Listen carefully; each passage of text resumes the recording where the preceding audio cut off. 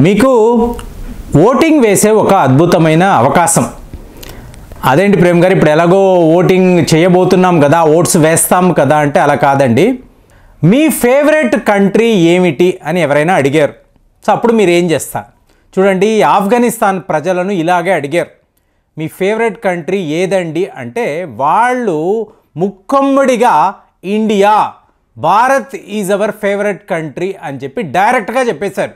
ఏంటి, అమెరికా ఉంది, నాటో దేశాలు, పాకిస్తాన్, ఇరాన్ లాంటి దేశాలు ఉన్నప్పుడు వాళ్ళు వాళ్ళ ఫేవరెట్ కంట్రీ భారత్ అని చెప్పడము చాలా గొప్పగా అనిపించింది.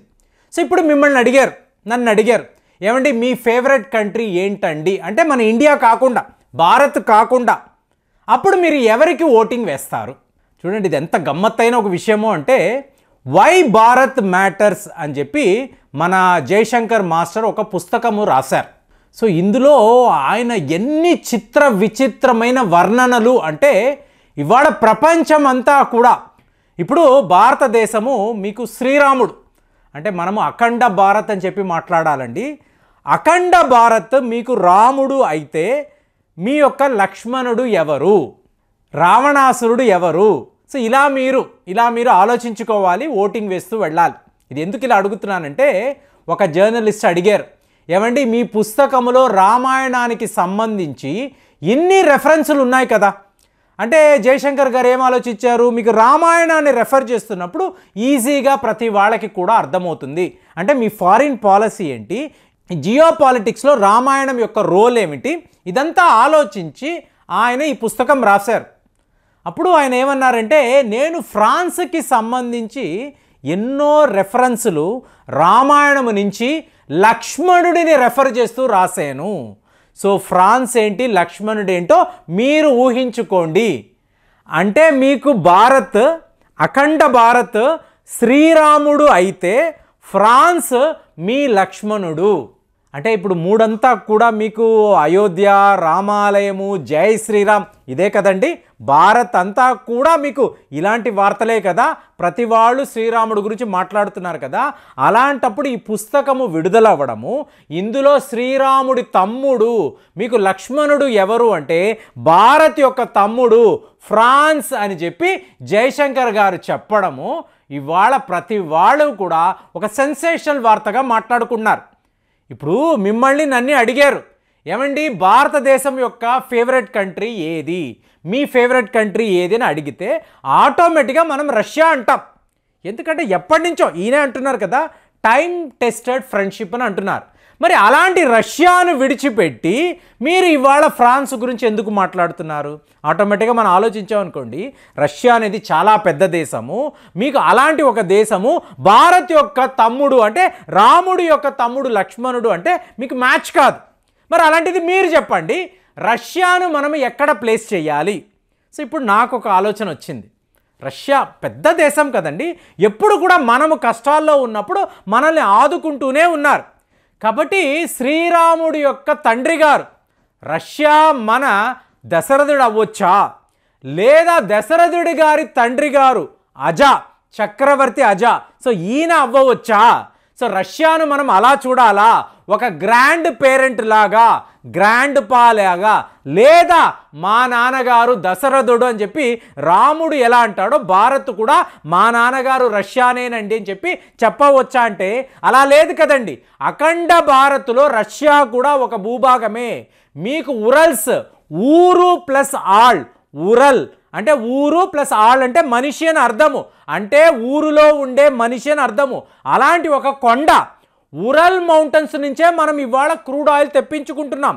ఉరల్ మౌంటైన్స్లోనే మీకు ప్రపంచంలో చాలా పెద్ద ఒక స్వస్తిక సింబల్ కనిపించింది. పుతిన్ గారు వెళ్ళి చూశారు, ఎవరిది ఇది? మీకు విక్రమాదిత్య కాలములో వాళ్ళు వేసిన స్వస్తిక. అంటే ఏంటి, రష్యా అనబడే దేశాన్ని విక్రమాదిత్య పాలించాడు. అలాంటప్పుడు అఖండ భారత్ పాలించిన ఒక దేశం రష్యా, మరి వాళ్ళని మనము ఇలాగ తాతగారు అని చెప్పి పిలవచ్చా, నాన్నగారు అని పిలవచ్చా అంటే మనం ఇప్పుడున్న పరిస్థితిలో ఓకే అనే అనుకోవాలి. ఎందుకు? రాముడు అయిపోయాడు, ఆయన తమ్ముడు లక్ష్మణుడు అయిపోయాడు. మరి రావణాసురుడు ఎవరు? రావణాసురుడు ఎవరు అంటే మనం చైనా అని అనొచ్చా? ఎందుకంటే పాకిస్తాన్ చాలా చిన్న దేశం కదా, వాడికి అంత ఇంపార్టెన్స్ ఇవ్వడానికి అవకాశం లేదు కదా. సో మొత్తానికి వై భారత్ మ్యాటర్స్ అనబడే పుస్తకంలో కరెక్ట్గా జనవరి 22 మీకు రామాలయంని మీకు అద్భుతంగా వీళ్ళు ఆవిష్కరించబోతున్నారు. ఈ టైంలో Jaishankar master why Bharat matters అని ఒక పుస్తకం రాయడము, దానిని విడుదల చేయడము, అందులో ఇలాంటి ఆసక్తికరమైన విషయాలు ఎన్నో ఆయన రాయడము, ఇదంతా చదివి ఒక్కొక్కడు ఇప్పుడు ఫ్రాన్స్ డిప్లొమాట్స్ అయితే అబ్బా ఎలా చెప్పారు, ఇండియాని రాముడితో అంటున్నారు, అలాగే మీరు ఫ్రాన్స్ని లక్ష్మణుడు అంటున్నారంటే వీఆర్ హ్యాపీ.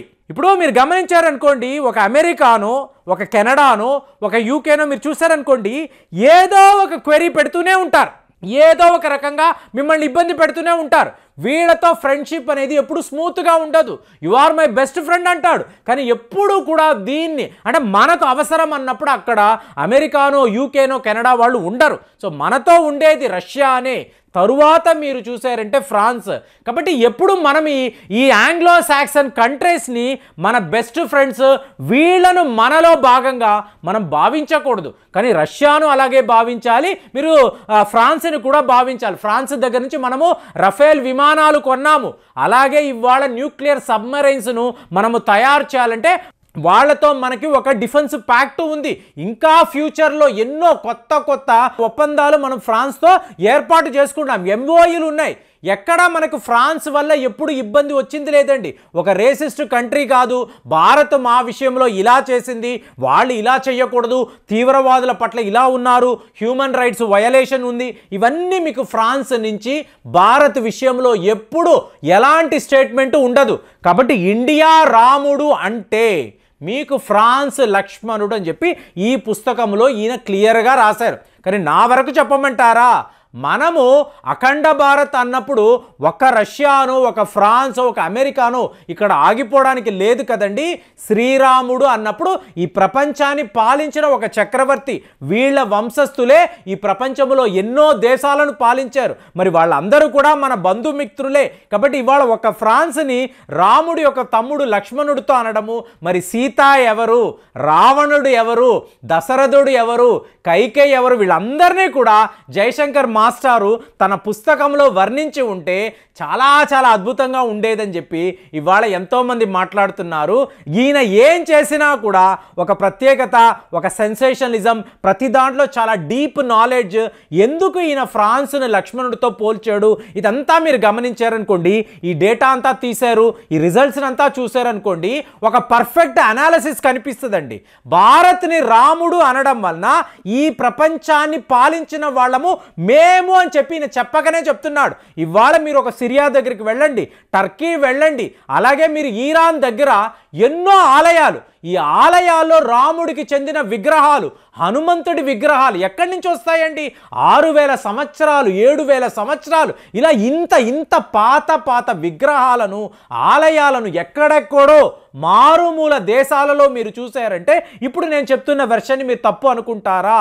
మీరు లిటరల్గా గూగుల్ సెర్చ్లో చూసారనుకోండి, ఈ ఆలయాలంతా కూడా వేరే దేశాలు. అంటే ఎలా వెళ్ళాయి? అక్కడ భారతీయులు అక్కడికి వెళ్ళాలి కదా, మరి రాముడిని వాళ్ళు పూజించాలి కదా, అక్కడ వాళ్ళ ఆలయాలు కట్టాలి కదా, అప్పుడే కదా అక్కడ విగ్రహాలు వస్తాయి. మరి ఇదంతా చూసినప్పుడు వీళ్ళు ఎవరూ కూడా వెళ్ళలేదు. రాముడు అయోధ్య దాకే, మీకు శ్రీలంక దాకే, ఇక్కడే ఇతను రావణుడితో యుద్ధము చేశాడు. ఇలాగ రామాయణాన్ని ఆధారంగా చేసుకొని మనం మాట్లాడామనుకోండి, మరి ఇరాక్ లాంటి అంత దూర ప్రాంతంలో ఉండే దేశంలో రాముడి విగ్రహాలు ఎలా దొరుకుతాయి?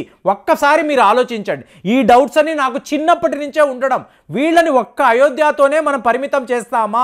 రోమాపురి అంటే రామాపురి అంటున్నారు కదా, మరి దానిని ఎవరు పాలించారు? ఈ సిరియా లాంటి దేశాలను ఎవరు పాలించారంటే వీళ్ళందరూ కూడా రాముడికి సంబంధించిన రఘువంశస్థులు, రఘుకుల వంశస్థులు వీళ్ళు అని చెప్పి క్లియర్గా మనకి తెలుస్తుంది. మరి అలాంటిది జయశంకర్ గారి పుస్తకము కొనండి, చదవండి. అందులో భారత్ని రాముడితో ఈయన కంపేర్ చేయడం అద్భుతమైన ఒక విషయంగా నేనైతే భావిస్తున్నాను. మరి మీకు ఎలా అనిపించిందో ఒక్కసారి కామెంట్స్లో రాయండి. మళ్ళీ వచ్చే వీడియోలో కలుద్దాం. జై హింద్.